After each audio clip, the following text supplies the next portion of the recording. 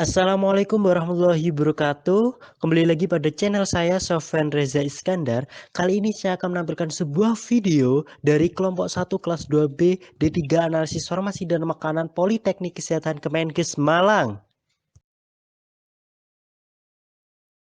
Video yang akan ditampilkan pada kali ini yaitu analisis proximat.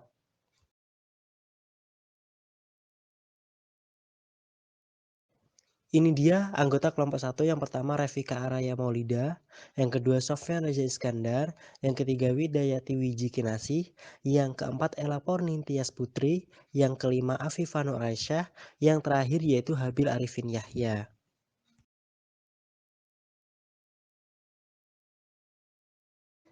Selanjutnya adalah daftar isi.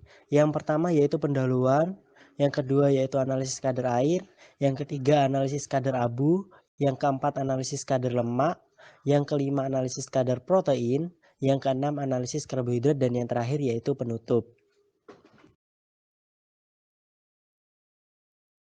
Masuk pada poin pertama yaitu pendahuluan. Bersama dengan saya Sofyan Reza Iskandar NIM P171 2018 3070 kelas 2B kelompok 1. Jadi di sini saya akan menerangkan mengenai dari poin 1 pendahuluan.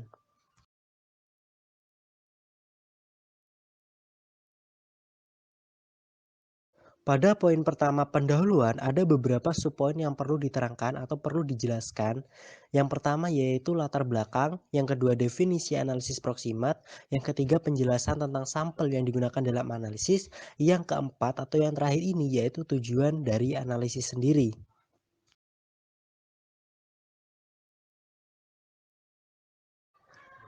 Yang pertama yaitu latar belakang.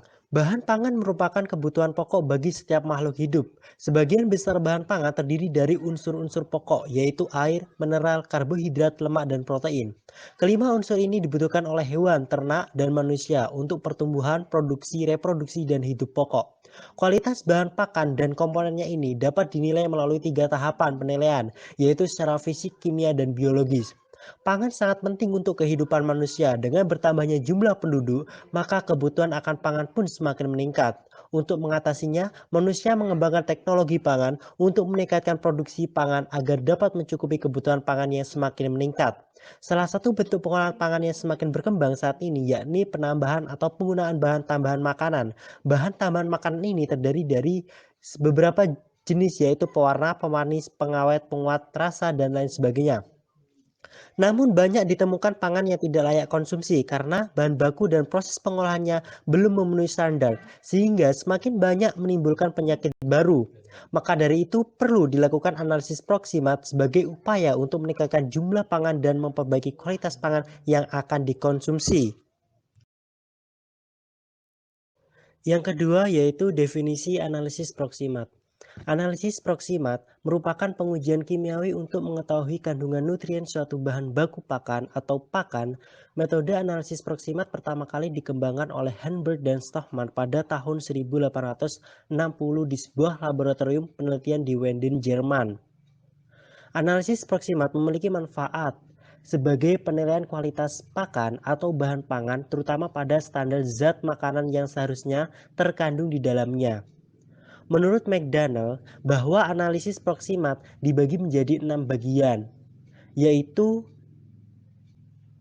kadar air, abu, protein kasar, lemak kasar, serat kasar, dan bahan ekstrak tanpa nitrogen atau BETN.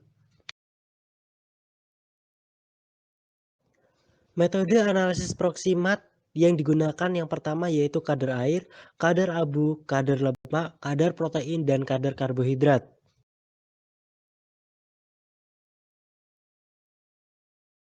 Yang ketiga yaitu sampel yang digunakan. Kali ini sampel yang digunakan adalah biskuit. Biskuit adalah produk jajanan renyah yang dibuat dengan cara dipanggang. Biskuit memiliki istilah berbeda-beda di berbagai wilayah di dunia. Asal kata biskuit atau biskuit dalam bahasa Inggris berasal dari bahasa Latin yaitu biscoctus yang berarti dimasak 2 kali. Di sini saya menampilkan sebuah standar kadar air biskuit, kadar abu biskuit, kadar lemak biskuit, kadar protein biskuit, dan kadar karbohidrat biskuit. Jadi sudah tertera di slide saya yang saya tampilkan.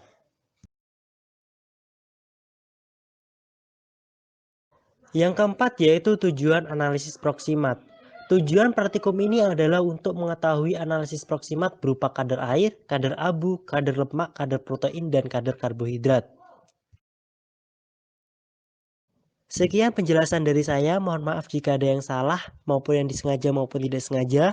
Untuk materi penentuan kadar air selanjutnya akan dipandu oleh Saudari Revika Arya. Terima kasih.